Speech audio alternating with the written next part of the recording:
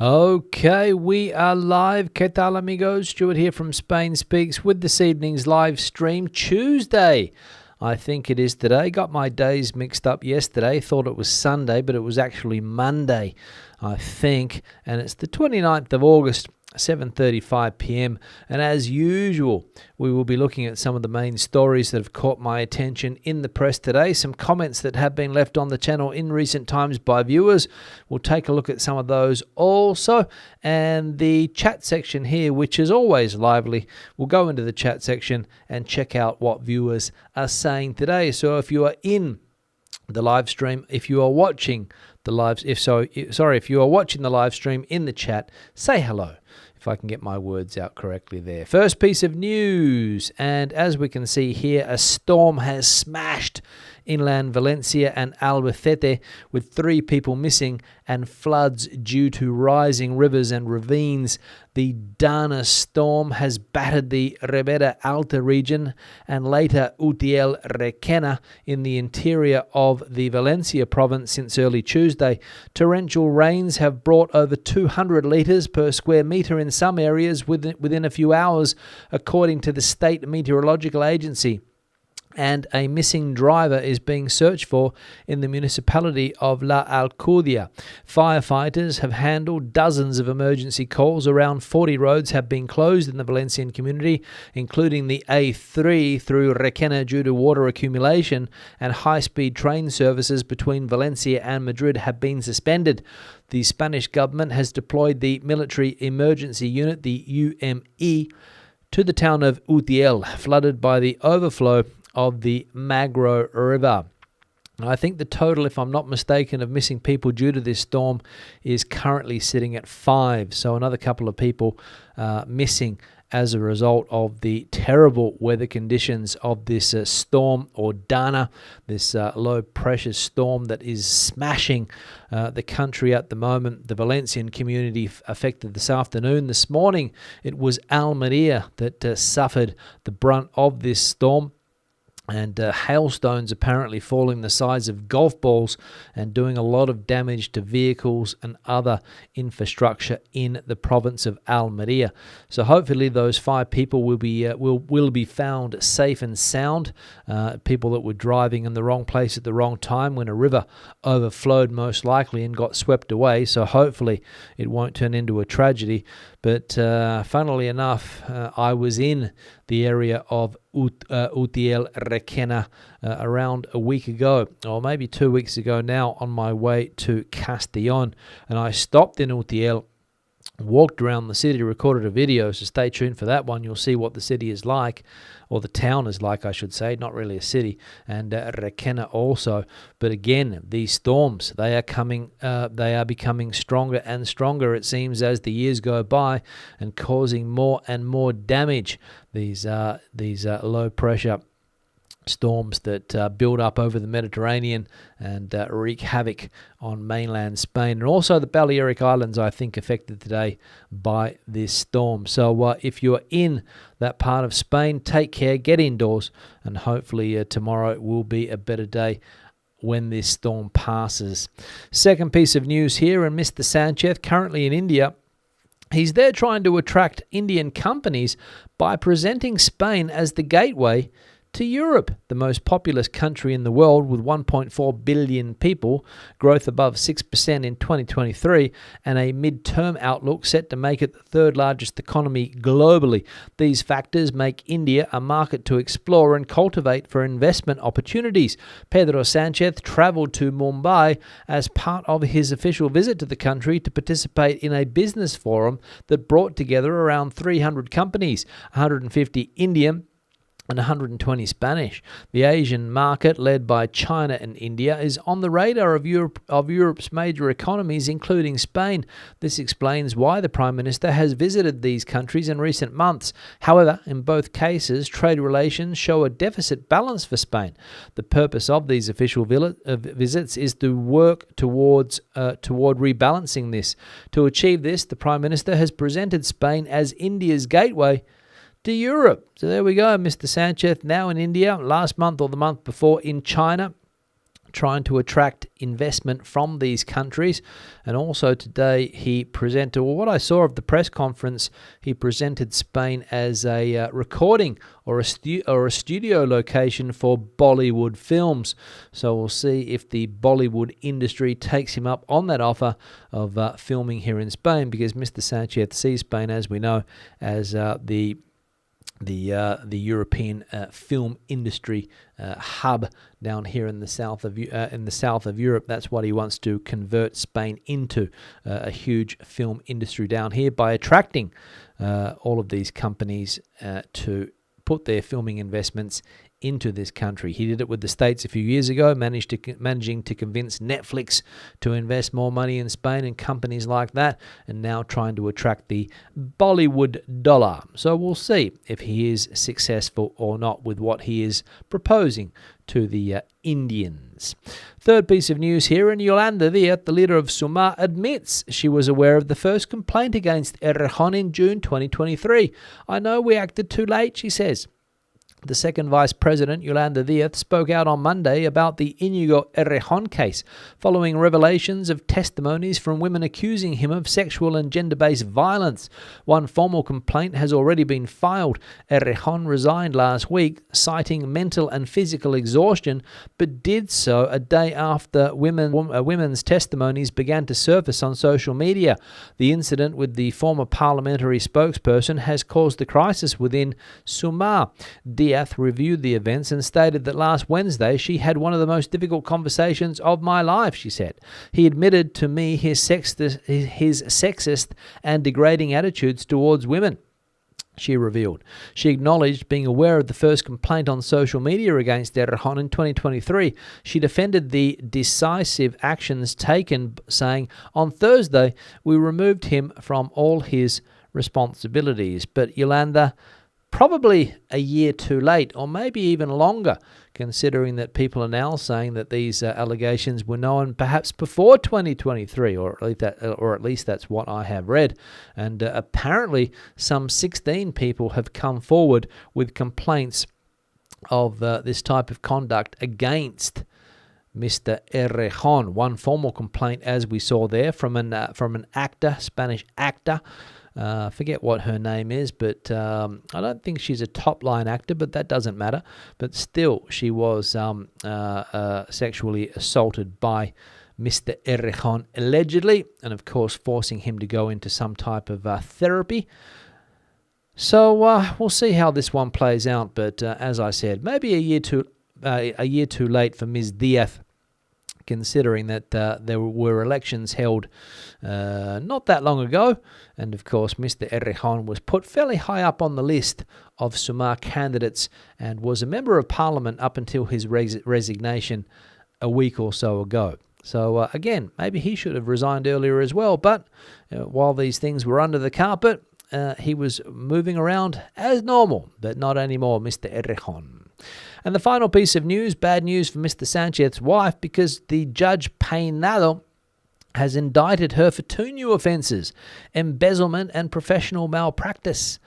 Judge Juan Carlos Peinado has indicted Begoña Gómez, the wife of the Prime Minister, of new offences of embezzlement and professional malpractice related to the chair she co-directed at the Complutense University of Madrid. She has been summoned to appear on the 18th of November at 1:30 p.m. These charges add to the existing ones for influence peddling on business corruption. Peinado issued an order expanding the investigation into Begoña Gómez after accepting a complaint from the ultra-Catholic organisation Oír, which was initially assigned to another court, number 48. However, he has declined to investigate whether Begoña Gómez was involved in disloyal management and misappropriation, also alleged by Oír. So there we go, the ultra-Catholic organisation Oír, and of course another organisation bringing the complaints to the judge for him to investigate Ms. Gómez, the wife of Prime Minister Pedro Sánchez, for different different things there, I should say, not charges. She's been indicted, but of course the Prime Minister's come out again saying that all will be revealed. He has nothing, that they have nothing to worry about. In his opinion, it's all a beat up, and this will go away soon.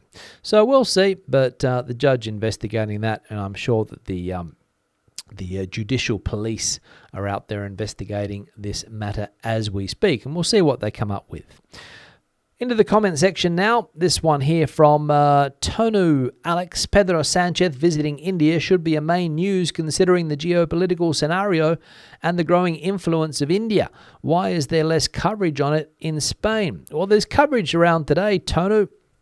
There wasn't much around yesterday, but today when he spoke, I think for the first time in India at that business meeting with the Spanish and Indian companies, of course it made headlines. But there's a lot going on in Spain involving Mr. Sánchez, his wife, as we saw there, his coalition government with the Sumar side of the government in crisis with the Errejón affair. And that's what's dominating headlines. So Mr. Sánchez's visit to India, maybe slipping under the radar, not as important, according to the press here, as perhaps Tonu thinks it should be. But as we saw there, India, an important player geopolitically nowadays, and Spain trying to build relations with that country, economic relations, and also try to get some of those Indian investments in the country, and also Spanish businessmen trying to do business in India. Because I think historically the relations between the two countries might not have been all that strong, considering that Spain was a country that never really looked to the east. It has always looked to the west. But that's the way it's been. Next comment here from Andres. Speaking of beautiful landscapes, I want to encourage skiers to prepare for the season that begins in Granada, because the snow already looks splendid and the resort is about to open its doors. Thanks, Andres. We saw a picture yesterday of the coastal side of Granada. I think the place was La Herradura.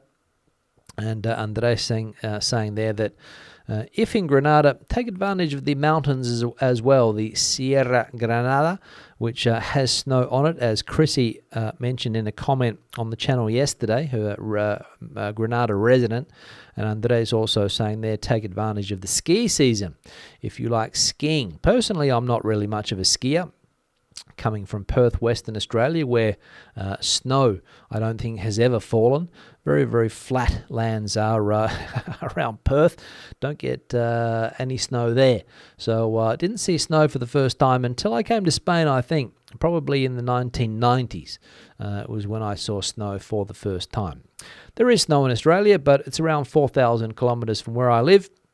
And occasionally in the where I live, and in the south of the state of Western Australia, maybe you'll get a little bit of snow on the top of a mountain called Bluff Knoll, but that's about it. No snow, not a lot of snow, no skiing conditions there. Yeah, a lot of people from Australia, if they want to go skiing, they go to either Japan, or they go to New Zealand, or they try their luck at some of the Australian mountains that do have snow. In New South Wales and Victoria. But in Western Australia, not a lot. So if you like snow, Granada. One here from BF, HDJ. 40% reduction in rents. They have got my vote. Yeah, thanks for that. I won't repeat the user handle there.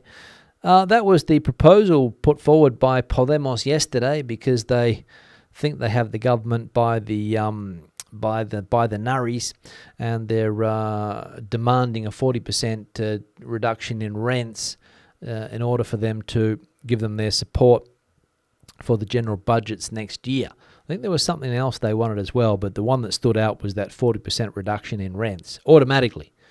So imagine you're paying €1,000 a month for your rent currently. If the Podemos idea gets up, 40% off. What does that come down to? 600. So yeah, good luck with that. I don't think it will happen, but that is what Podemos put on the table, precisely to try to get people talking about them, I think. And it might work for a little while, but I don't think for very long. Thanks for the comment. One here from 01 AK Queen. We will be visiting Spain next month and appreciated your Spain Like a Local series. We plan to try one or two of your recommendations if possible. We plan to be the quiet, invisible Americans so as not to stoke any anger. I don't know how I'd respond to being watergunned. Well, I wouldn't worry about it, 01AK Queen, because the majority of tourists enjoy their holidays in Spain without getting squirted by water pistols. It was a one-off event, I think, in Barcelona, and of course made international headlines. But it was just a group of hooligans roaming the streets with these guns, and decided it would be a good idea to squirt water at people enjoying their dinner on a terraced area in the city of Barcelona. I don't think it's happening in any other places, the water pistol events. I think some protesters got a little bit aggressive last weekend in the Canary Islands, or at least that's what I've read. But as people have pointed out, it's only a small group of people that are causing these issues. The majority of people like tourists, and as I've said 100 times, when I walk around the streets here, people think I'm a tourist. I was out last week with my parents having lunch in Madrid, and no issues at all. No issues at all. Maybe maybe somebody tried to charge us a little bit more for something on the menu, but we weren't squirted with any water guns, or we didn't face any negative actions from the locals for doing tourist activities in Madrid. That is, having lunch. One here from Stephen. Stu, do you always eat at restaurants every day? If I do that in Montreal, I'd go broke. I had taken out my lady to a pub-style restaurant. I had a pint of beer, a nice burger with fries. She had a tartare salmon with fries and 2 martini cocktails and a dessert for 2, adding up to a bill of 145 Canadian dollars plus 15% tip. There goes $166. The cheapest thing there was my 1664 Kronenberg beer at $11, and that was during lunch specials. Yeah, thanks, Steve. I don't eat at restaurants every day. I only go to restaurants when I want to film a video, or if I'm on the road and don't have a kitchen handy. Otherwise, I normally have something at home, leftovers, or maybe I'll cook something up, but nothing too fancy. Restaurants, as I said. Breakfast, I would go out more because I take my son to school, and on the way back home, I stop off and have breakfast somewhere more frequently than lunch. But if I did go out to lunch every day, it wouldn't cost me more than 12, 13, 14 euros for a 3-course meal, and that's one of the advantages that Spain still has, that you can get a decent quality meal for a reasonable price. Things change when you talk about nighttime restaurant prices, because there's not a menu there. They're not anymore. I remember when I first came to Spain, you could find a nighttime menu similar to the lunchtime one, but rarely nowadays do you see that. Maybe in some of the very touristy areas you can still find that, but the majority of places only offer a la carte options of a nighttime. But lunchtime, you can still find very good, reasonably priced lunch specials. It has been going up, but it's starting to change. And I went to a restaurant, as you guys saw last week, or the week before, I think it was, and got a good meal for €11.50. And honestly speaking, after a meal like that, I don't really feel like dinner either. So good value for money, and a long way from the 165 or 166 Canadian dollars that you're paying there. So if the two of us went out for dinner, for lunch here, we'd be paying $11.50 times 2, maybe with an extra drink on top of that, if you want an extra beer or a glass of wine or something like that. So let's say 25 euros tops at that restaurant. But again, it depends where you are. Again, if you order a la carte for lunch, it can be pricier, but those prices there, I don't think you'll find them in Spain, especially at lunchtime, unless you go to a luxury restaurant. One here from Koffa. Keep your Aussie passport just in case Spain returns to the bad old days of fascist right-wing dictatorships. Yeah, Koffa, hopefully that won't happen. Although if you read the press, you could get the impression that we're heading in that direction. But I don't think it will. I don't think we'll get to the bad old days of the 1930s. Hopefully, at least. And I've always got my Australian passport just in case, because I'm still an Australian citizen. I haven't given it up. I haven't become a Spanish citizen. I'm a resident in this country. I recently renewed my residency. And I might change my residency status. I might change from just a normal one that I have to a comunitario residency status, which I think is available for me. And the only difference is that I don't have to renew the card every 5 years. I think it's every 10. So that would be an advantage as well if I change the residency status. But I'm quite happy to maintain my passport, my Australian passport, my blue Australian passport, and travel around the world on it. But I can understand that people want to become Spanish after being here for a long time. But in my personal case, it's not what I want to do. Things might change. I don't know. But for the time being, no. And the last comment here from La Chica Con Suerte. Here in Benalmádena, there was a taxi shortage due to the bus strike. Yeah, thanks, La Chica Con Suerte. I imagine that was a problem everywhere, that there were buses or bus drivers on strike yesterday.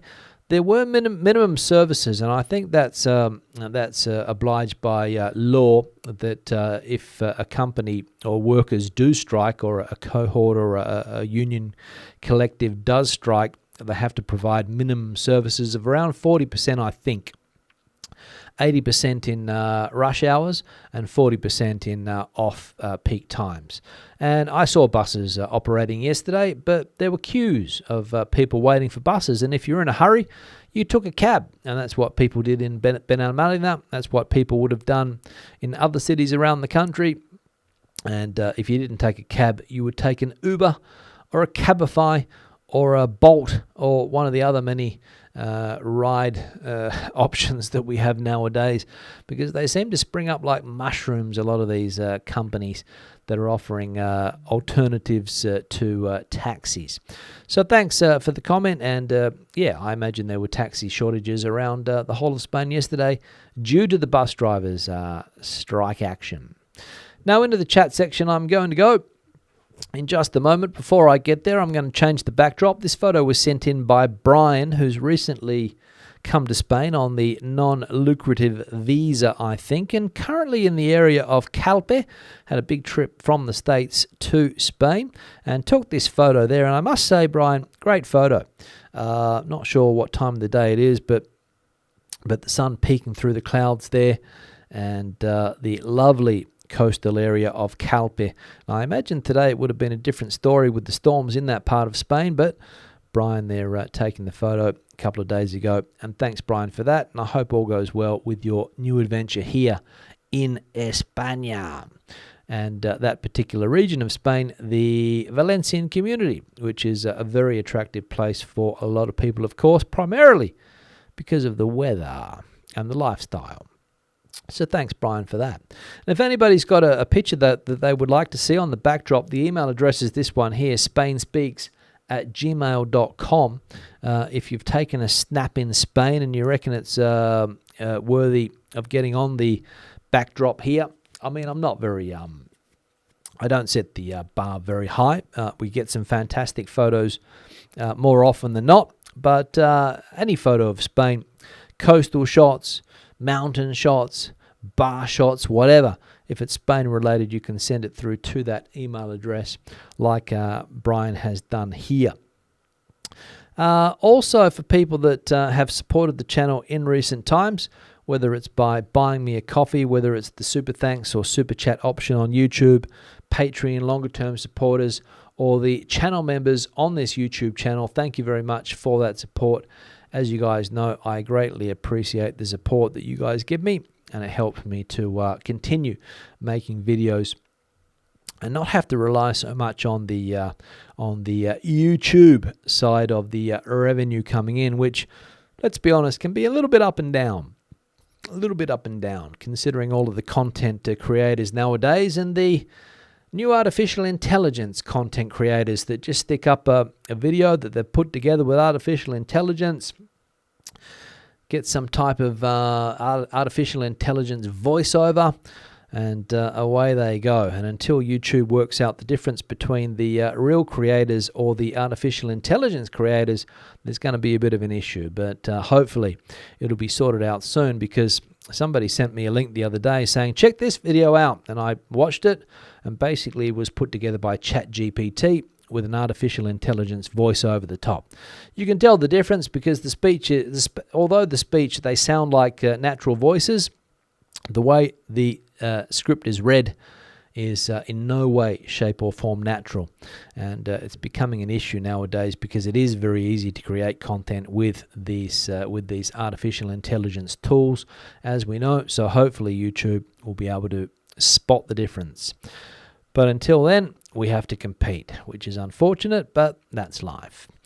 Now, what do I have to do now? Like button. Yeah, we're currently sitting at 66. So if you hit that like button, we'll see if we can get up to a decent tally. What are we at? 66. Yeah, so I reckon we could hit the 100 mark today. So let's see if we can hit that 100 mark. Just below the video, you'll find the like icon, and smash it, please. And if you see any artificial intelligence videos on YouTube, don't hit the like button. Don't give them any credit at all, because they're just being put together by don't know who, but it's becoming an issue. Into the chat section we're going to go. Let's have a look here. Andrew, first person that I can see in the chat. Good evening, Stuart and all. I hope you are well. Really enjoying the food videos and the interview with the retired bar owner. Very interesting. From a cold and dark London southeast. Yeah, it was an interesting chat with Mark, who was in business for 22 years in Spain, decided to sell the bar, get out of the business. Not really worth his while anymore, I don't think, and his partners while working in that in that bar, even though it was in a fantastic location down there in Calpe. And he gave the reasons in the video as well as to why he decided to sell up. But still enjoying Spain, I think, and we'll try and get Mark on for some more content in coming weeks and months, because interesting guy, interesting conversations, and 22 years plus of experience living in the country, running a business, and a lot of wise words to be said, I think, when it comes to running a business here. A lot of people come here. I see these television programs on YouTube all the time. What's it called? Brits in the Sun. People that come to places and, open a bar, think they're going to do all right. And it's tough. It's tough. But anyway, thanks, Andrew, for that. And glad you are enjoying the food videos also. I enjoy doing them, and glad to see that people enjoy watching them. And there's going to be more coming out. Just a question of whether I can maintain my waistline, and also not annoy too many people by recording videos in restaurants. I did one the other day, and I was sitting down and I saw someone looking at me laughing. I said, what's wrong? And he said, are you giving this place free publicity? I said, yeah, that's all part of the deal. So no problems there, but it's not easy to talk to a camera when you're surrounded by people. I'll give you the tip. Barbara is also in the chat. Pamela's next one up here. Hello, warm day today. Nice. Thanks, Pamela, for that. Barbara from the Playa Flamenca, been cloudy, windy, but also warm, 22, following the rain last night. So not affected where Barbara is there in the Valencian region.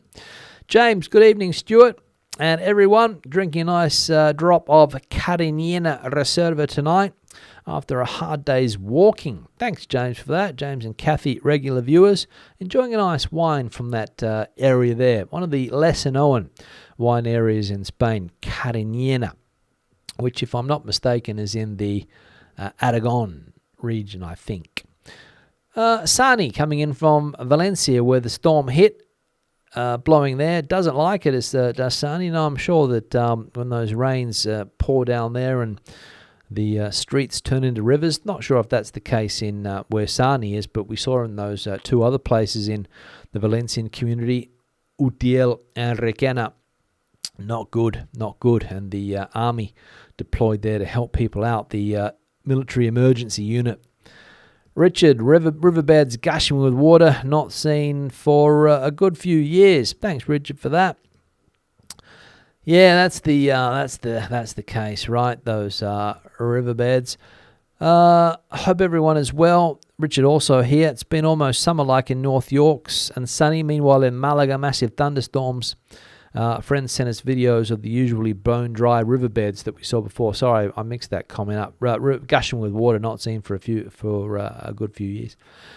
Yeah, the Malaga has that characteristic, right? That mountains behind the city, those riverbeds. Well, I suppose they're riverbeds, you could call them, but just basically areas where all that water from the mountains rushes out into the Mediterranean Sea. They normally sit there dry, and you get people putting chiringuitos in them and, parking their cars. And when it rains, it pours, as they say. Zane, mi amigo neozelandés. Hola, señor Waza and mis padres. Yeah, good to see you, Zane, in the chat. Hope you are enjoying life down there in New Zealand, Auckland. I was going to say that the time difference, what is it down there in New Zealand? Do you go on daylight savings, Zane? I know here we've changed, so maybe it's what time would it be in New Zealand currently? Early morning, I would say, but good to see you. Let us know. Gigi's in the chat, coming in from a warm surprise, Arizona. Purchased her air ticket for Spain. First class, Iberia. Land on May the 15th. Woohoo! That's public holiday, Gigi. San Isidro, May the 15th. Sorry, everything will be shut that day. But, yeah, Gigi coming back to do the Camino again. Really enjoyed the interview the other day, says John. Very interesting to hear about the ups and downs of a British bar owner in Spain. Thanks, John. An interesting thing about that interview was that Mark said that he went for a more Spanish-based clientele and, did quite well attracting the locals into the bar, but not easy. Zane's enjoying the food streams, but wondering, are there any cafes and restaurants where healthy and fresh are the primary proposition, or is everything fried and heavy? Yeah, Zane, you can get good food. The diet, as I mentioned, when you go for the Menú del Días, you're going to get, chips served with a lot of things as well. Bean dishes, a lot of these stews and things like that. There's not these trendy places that probably you get in New Zealand nowadays that are selling this, a lot of this modern cuisine. You can find places, of course, but the traditional food, as within Portugal, carb heavy, if you like, but I don't think it's anything over the top. What did we have the other day? A fried piece of meat. What else did it come with? Some chips every now and again. Nothing wrong with that. If you don't eat it every day, it's when you start eating this stuff every day that it becomes a problem. But once every couple of weeks, nothing wrong with a schnitty or a palmy or a parma. Nothing wrong with that. Casa del Sol Boutique Bed and Breakfast. Good evening from Benalmádena. No rain for now. And we talk about carbs. I mean, if we look at the Italian diet, I suppose that's also could be classified quite carb heavy. Also saying here, regards to tourism or regarding attitudes to tourism, is that a popular view or the view of a very vocal small number? Well, as we know, Zane, the minorities seem to have a very big voice nowadays, bigger than they have ever had because of social media, of course. And the protests, somebody pointed out that they were quite big before the summer, but the recent protests have been smaller. They're not going to go away because until the situation, all of these other problems change when it comes to housing and high cost of living and things like that, when all of these, when prices go up and people look for reasons why, they blame things that perhaps are not the direct reason. So I think that would be the case. Waxing Miracle, hello from London North. I hope you're having a great day. Thanks for that, Waxing Miracle. Erica's in the chat. mild terrassa coming in from. Tomorrow more rain, crossing fingers. Have a great rest of the week. Getting ready for the Catalan version of Halloween. Making panettes. Yeah, Halloween also just around the corner. So I'm sure that we'll be getting the trick and treaters ringing the doorbell. What day is it? I don't know. Soon. Marcus, Morphia had pretty terrible weather last night. I had no sleep between 2 and 5. There we go. Morphia also in that hitting zone down there on the Mediterranean. The Indian, what's that? The Indian CEO, is it? Is kind of the new Labradoodle. Everybody wants one. There we go. Ivor coming in. Hope you're well and not too wet. Quite a fierce storm in Malaga last night. Need the rain, but hope that does not all go out to sea. Probably it will. Probably it will. It's been wet here too today. Little dog got wet taking her out this morning. TOL's in the chat as well. 16 degrees cold. Big Halloween stuff going on. Not like 20 years ago. No, the Spanish have taken to Halloween, Al. They have indeed. Marcus would be surprised if it's cheaper to make a film in India. Cheaper to make a film in Spain compared to India. We don't know what the pricing would be there, Marcus, but I suppose you would be right. I imagine India is still cheap when it comes to extras and things like that. But I'm sure Mr. Sánchez will work something out with the Indians to try to attract some dollars here. Whether they take him up on the offer, I do not know. Spain is the Indian gateway to Europe, says Howard. I think that's what we saw in the text before. Mick coming in from Liverpool. Did your parents enjoy their trip to Spain? Yes, Mick, they did. They always love their trips to Spain, of course. They, to be in a country where they don't speak the language and go to places that you'll never see in Australia, all of the monuments and all of the old buildings and all of those things, the eating times. They like to get into the Spanish lifestyle. Eric is saying, I was talking with friends about Errejón's case, and we seem to remember that when he separated from Podemos, he was accused of being machista and for sexual harassment. Yeah, it could be true. I think they've known about it for a while. Apparently the word floating around is misogynist. That's the word floating around. But Mr. Errejón, as we've seen, gone into therapy. We'll see if he can sort his problems out. Don't know if it's too late, but we'll see if he can do it. But again, strange that he held such a prominent position in that Sumar organization with people knowing about these allegations. El Conquistador. I missed the first half, but here for the second. Good to see you, El Conquistador. Don't worry about missing the first part. You can always catch up later. What else? Let's have a look here.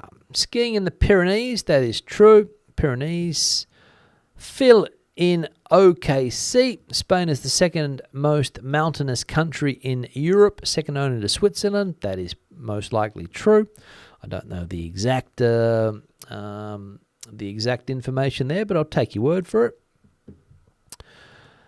Very economical to eat in Spain, Cádiz province. Yeah, that's true, to eat out. But again, you have to watch what you're eating. As Zane pointed out there, you don't want to overload on carbs every day. Alcohol can be an issue with these menú del días as well, because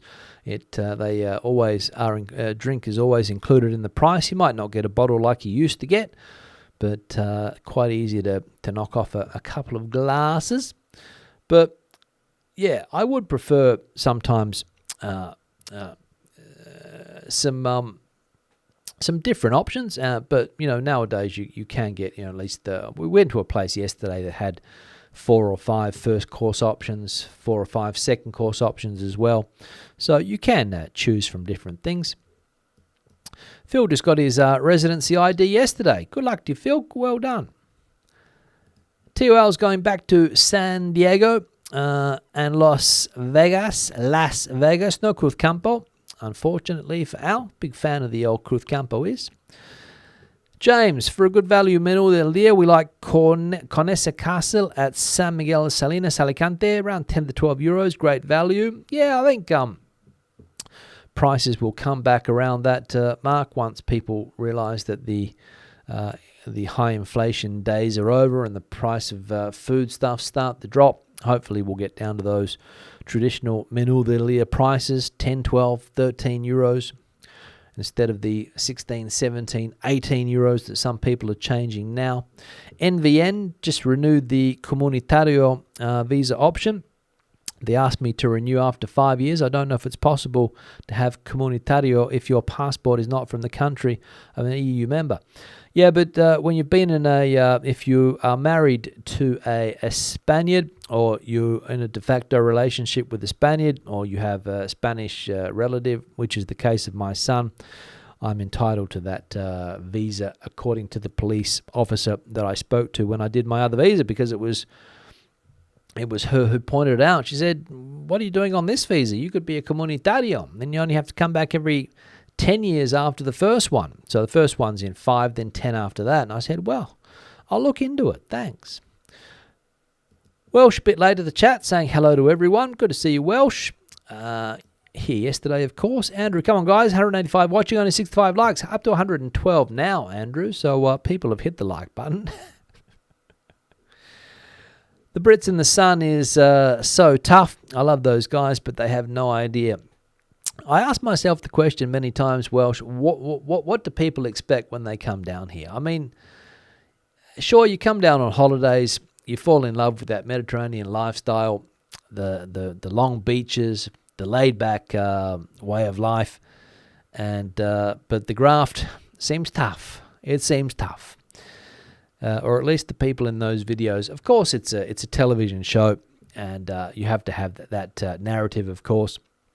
But people do seem to be doing it tough, especially people that are working in that caravan park down there. There's one guy in particular that always looks to be, I don't know whether he's enjoying life, to be honest. He always seems to be running around from one place to the other, one place to another. Nena, cuando en Galicia la lluvia es arte. Yeah, in Galicia there's plenty of it there. Plenty of it. What else we got going on here? Let's see. Joe saying, I will never understand trying to import British food and drinks to a country like Spain, which has some of the best food and drinks in the world. Yeah, well, I think it's just people, when they come on holiday, they look for something familiar, I think. The Spanish cuisine might be too risque for them. Zane, 8:10 a.m. Wednesday. So there we go. So 12 hours exactly. Chrissy, a lot of rain and thunder. Yeah, we saw that, Chrissy, before in that part of the world, down there in Andalusia, and also in the Valencian community, of course. Kieran, Ola Stew, the weather looked mad over there. Could the local authorities invest in some water capture schemes to utilise and then clean up the excess water? I'm sure they've thought of it, Kieran, but again, not sure exactly what they need to do or how much they would need to invest to do it, or whether it would be worth their while, because these storms seem to hit different places all the time. And when they hit, they destroy, but they don't seem to fall in the same place all the time. So I don't know how feasible that would be.